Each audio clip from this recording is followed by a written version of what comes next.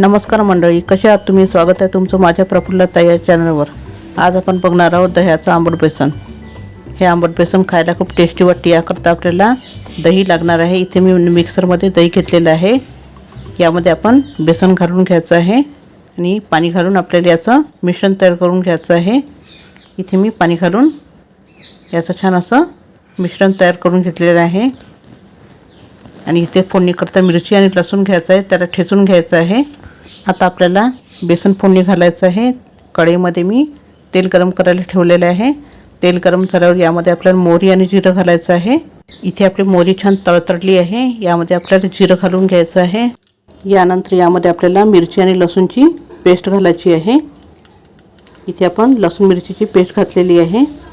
याला आपल्याला छान कच्चेपणा दूर होईपर्यंत छान परतून घ्यायचं आहे। इथे आपण 1-2 मिनिटं परतून घ्यायचं छान, याचा कच्चेपणा दूर होऊ द्यायचा आहे। इथे बघू शकता तुम्ही आपलं मिरची आणि लसूण छान झालेलं आहे। यामध्ये आपल्याला कढीपत्ता घालायचा आहे आणि हळद घालून घ्यायची आहे।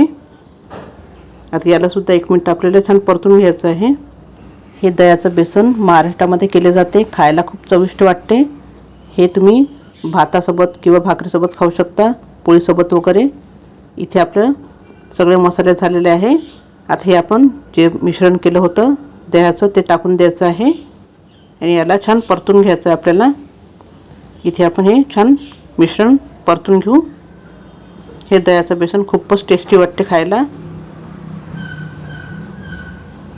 इथे आपण चवीनुसार मीठ घातलेलं आहे। मीठ घातल्यावर आपल्याला 1 मिनिट याला छान असं मिक्स करून घ्यायचं आहे यामध्ये आणि याला मोठ्या गॅसवर छान याची उकळी काढून घ्यायची आहे। इथे बघू शकता अशी उकळी आलेली आहे। याला उकळी आल्यानंतर एकदा छान चमच्याने परतून घ्यायचं आहे। हे आपण छान परतल्यानंतर गॅस कमी करायचा आहे आणि यावर आपल्याला झाकण ठेवून द्यायचं आहे आणि याला कमी गॅसवर छान शिजवून घ्यायचं आहे। इथे मी अधेमध्ये असं परतवत छान बेसन शिजवून घेतलेलं आहे। इथे बघू शकता तुम्ही असं आपल्याला छान शिजवून घ्यायचं आहे आणि हे पिठलं खूप घट्टही नसते आणि खूप पातळही नसते, असं मीडियम कन्सिस्टन्सीचं असते।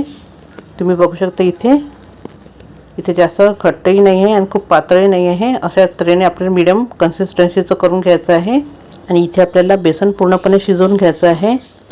इथे आपण झाकण ठेवून असं अर्धवट झाकण ठेवून द्यायचं आहे। गॅस कमी करून याला पूर्णपणे शिजवून घ्यायचं आहे। इथे बघू शकता आपलं बेसन पिठलं छान झालेलं आहे। तुम्ही पण दह्याचं आंबट बेसन करून बघा आणि तुम्हाला जर माझा हा व्हिडिओ आवडला असेल तर माझ्या व्हिडिओला लाईक, शेअर, सबस्क्राईब करायला विसरू नका। धन्यवाद।